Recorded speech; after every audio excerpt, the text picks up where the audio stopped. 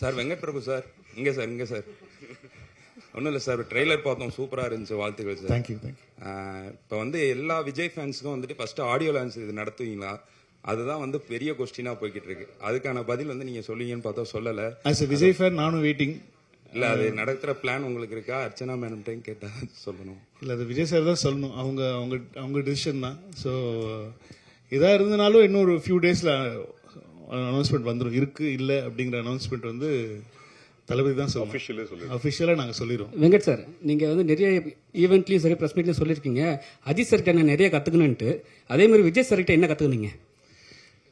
எப்படி ஒழுக்கமாக ஒரு விஷயம் பண்ணுறதுங்கிறது வந்து விஜய் சார்கிட்ட கற்றுக்கிட்டு. ஏன்னா ஒரு அவ்வளோ ப்ரொஃபஷனல், அந்த ஒரு லெவலில் இருக்கிற ஒரு அவ்வளோ பெரிய ஆக்டர், அவ்வளோ பெரிய மாஸான ஒரு சூப்பர் ஸ்டார் லெவலில் இருக்கிற ஒரு ஆக்டர் வந்து எந்த இடத்துலையுமே வந்து அவர் அவ்வளோ டவுன் டு எர்த், அவ்வளோ சிம்பிளாக எல்லாருக்கூடையும் ரொம்ப முதல்ல பயந்துட்டு இருந்தோம். முதல்ல வந்து இப்போ விஜய் சார்கிட்ட எப்படி நம்ம ஒர்க் பண்ண போகிறோம், எப்படி அவர்கிட்ட ஒர்க் வாங்குறது அப்படிங்கிறதுலாம். பட் ஆனால் வந்து ரொம்ப ஈஸியாக ஆக்கிட்டார், எல்லாருக்குமே ரொம்ப ஈஸியாக ஆக்கிட்டார். ஸோ அது கண்டிப்பாக அது வந்து கற்றுக்கணும். அது என்ன லெவலில் நம்ம இருந்தாலும் வந்து நம்ம கூட ஒர்க் பண்ணுறவங்கள வந்து கம்ஃபர்டபுளாக வச்சுக்கணும் அப்படிங்கிறது வந்து அவர்கிட்ட கற்றுக்கிட்டேன்.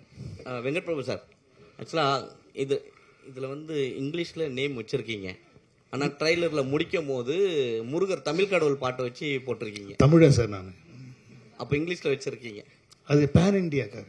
இல்லை, எனக்கு என்னன்னா ஒரே டைட்டில் தான். ஒன்றும் இல்லை சார். இப்போ என்ன சிம்பிள் மேட்ரு என்னன்னா வந்து இப்போ இந்த சோஷியல் மீடியா வந்ததுனால வந்து ஹேஷ்டேக் எல்லாம் வந்து ஒரே ஹேஷ்டேக்காக இருந்துச்சுன்னா எல்லா லாங்குவேஜ்லையும் பொருந்தும் அப்படின்வாங்க. இப்போ தமிழில் ஒன்று வச்சிட்டோம்னா அது தமிழ்நாட்டில் மட்டும்தான் ட்ரெண்ட் ஆகும், தெலுங்குல ஒன்று வச்சிட்டோம்னா தெலுங்குல மட்டும் தான். ஸோ அதனால தான் இப்போ மேக்ஸிமம் எல்லா படத்துலையும் பார்த்தீங்கன்னா ஒரே டைட்டில் வச்சிடுறாங்க. வச்சுட்டா அது வந்து எல்லா இடத்துக்கும் பொதுவாக இப்போ இருக்கிற பெரிய படங்களுக்கு சொல்கிறேன். அதாவது வந்து ஒரு பேன் இண்டியன் ஒரு ஆடியன்ஸை வந்து கவர் பண்ணணுங்கிற படங்களுக்கு வந்து அது ஒரு தேவையாக இருக்குது. அதனால தான் நான் நிறைய டைட்டில்ஸ் யோசித்தேன் தமிழில். ஆனால் அதெல்லாம் வந்து அதுக்கு திரும்ப தெலுங்குல ஒரு டைட்டில் வைக்கணும், ஹிந்தியில் ஒரு டைட்டில் வைக்கணுங்கிறதுனால ஒரே டைட்டிலாக வச்சுட்டோம். இல்லை, நான் என்ன நினச்சேன்னா எம்ஜிஆர் வந்து நல்ல நேரம்னு வச்சுருந்தாங்க. ஸோ அதனால தான் தமிழில் வைக்க முடியலன்னு கிரேட்டஸ்ட் ஆஃப் ஆல் டைம் அப்படி வச்சிட்டிங்களான்னு. புரட்சி தலைவர் அவர் தான் வச்சிருந்தார் நல்ல நேரம். அதுக்கப்புறம் அந்த டைட்டில் எடுக்க முடியாதுன்றதுனால வச்சிருக்கீங்களோ? இல்லை, அப்படிலாம் இல்லை. கிரேட்டஸ்ட் ஆஃப் ஆல் டைம் இனிமேல் யாராலையும் வச்சுக்க முடியாதுங்கிறதுக்காக தான் வச்சிருக்கேன். Thank you. I mean I'm big fan of Ghilli. அதனால வந்து அது கரெக்டாக ஒரு இடத்துல அமைஞ்சுது படத்துலையும். ஸோ அதனால அது யூஸ் பண்ணிட்டோம். விஜய் சார் பர்த்டேக்கு ஒரு கிளிம்ஸ் ஒன்று வந்துருந்துச்சு. அதுவாகட்டும், தேர்ட் சிங்கிள் ஆகட்டும், இப்போ வந்த இந்த ட்ரெய்லர் ஆகட்டும், இதில் இடம்பெற்றிருக்க இந்த டிஏஜிங் அந்த அப்படின்றது வந்து ஒவ்வொரு வாட்டியுமே அந்த மீம்ல வந்து ட்ரெண்ட் ஆகிட்டு இருந்தது. ஃபேஸ்புக், சோஷியல் மீடியா எல்லாத்துலயுமே ட்ரெண்ட் ஆகிட்டு இருந்தது. ஸோ இதற்கான உங்க பதில் என்ன? ஏன்னா அதுக்கு வந்து ஃபேன்ஸுக்கு வந்து கொஞ்சம் டிசப்பாயின்மெண்டா இருக்கிற மாதிரி தான் இருந்தது. படத்துல எப்படி இருக்கும்? கண்டிப்பா we worked on that. ஏன்னா வந்து நான் ஃபர்ஸ்ட் பிளான் பண்ணது வந்து அவர் வந்து கிட்டத்தட்ட ஒரு 22-23 இயர் ஓல்டு மாதிரி நான் காட்டணும்னு சொல்லி ஆசைப்பட்டேன். அப்படி ஒர்க் பண்ணும்போது என்ன ஆயிடுச்சுன்னா வந்து விஜய் சார் சொன்னார், டேய் கடைசியில் வந்து என்ன மாதிரி இல்லாமல் போயிட போதுரா, அது என்ன மாதிரியே வச்சுக்கோ, அது மட்டும் மெயின்டைன் பண்ணிக்கோ அப்படின்னு சொல்லி சொன்னோம்.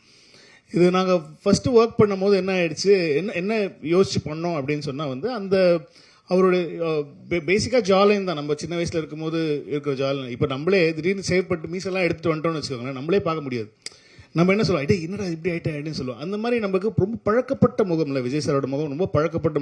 அந்த டக்குன்னு நம்மளால் வந்து அதை ஏற்றுக்கிறது ரொம்ப டைம் ஆகும்.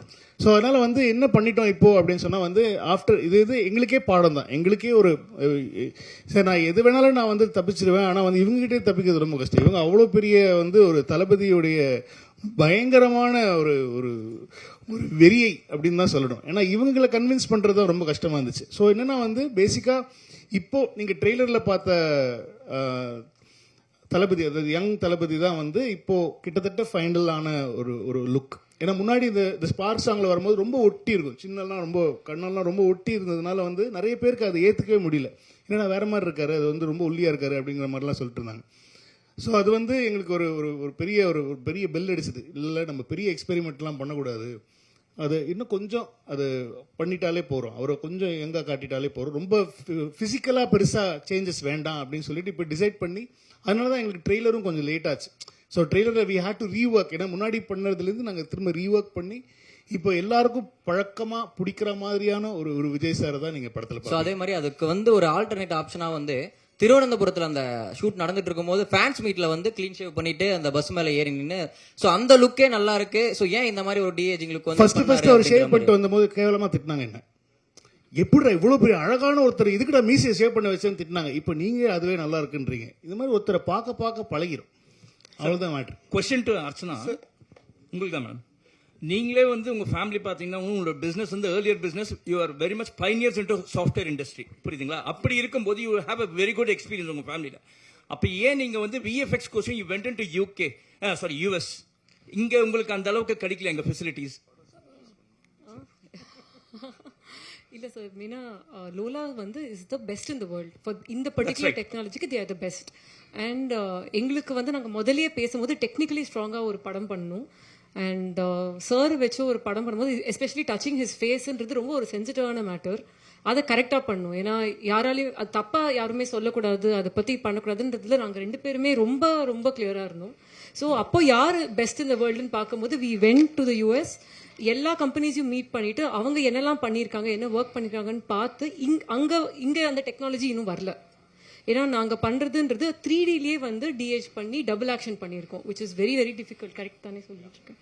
யா, ஸோ அதனால தான் வந்து we decided to go because we didn't want to compromise on anything. Thank you sir. Vijay sir trailer பார்த்துட்டு உங்ககிட்ட ஏதாவது சொன்ன ரியாக்ஷன், மூவி அண்ட் ட்ரெய்லர் பார்த்துட்டு உங்ககிட்ட சொன்ன ரியாக்ஷன், அப்புறம் யங் லுக் பார்த்துட்டு விஜய் சார் உங்ககிட்ட என்ன வார்த்தை ஷேர் பண்ணாரா? அவர் ஃபர்ஸ்ட் பார்த்து பிடிச்சது அவருக்கு எல்லா ஸ்டேஜஸுமே தெரியும். நான் இந்த ட்ரெய்லருடைய சிஜி இல்லாத வெர்ஷன்லேருந்து அவர் பார்த்துட்டு இருக்காரு, நாங்கள் போட்ட ரஃப் மியூசிக்லேருந்து பார்த்துட்டு இருக்காரு. ஸோ அவருக்கு ஃபர்ஸ்ட் இது எல்லாமே தெரியுங்கிறதுனால வந்து is very happy with the process தான். முன்னாடி இருந்தது எப்படி இருக்குது, இப்போ எப்படி வந்திருக்கு அப்படிங்கிற ப்ராசஸ் வந்து இஸ் வெரி ஹாப்பி. படமும் பார்த்துட்டாங்க, படம் பார்த்துட்டு எல்லாரும் பார்த்துட்டு is very happy with the output. So ஆனால் ஃபைனல் நான் இப்போ அதாவது வந்து ப்ராப்பர் சிஜி இல்லாமல் ப்ராப்பர் ரீரெக்கார்டிங் இல்லாமல் பார்த்தாங்க. அதாவது டபுள் பாசிட்டிவ்னு சொல்லுவோம் நம்ம சினிமாவில். ஸோ இப்போ வந்து ஃபர்ஸ்ட் காப்பி ரெடி ஆன உடனே ஃபர்ஸ்ட் காப்பி எப்படி இருக்குது அவுட்புட்டுங்கிறது கண்டிப்பாக பார்ப்பாங்க. அப்போ பார்த்துட்டோன்னே என்னன்னு சொன்னாருன்னு சொல்கிறேன் நான்.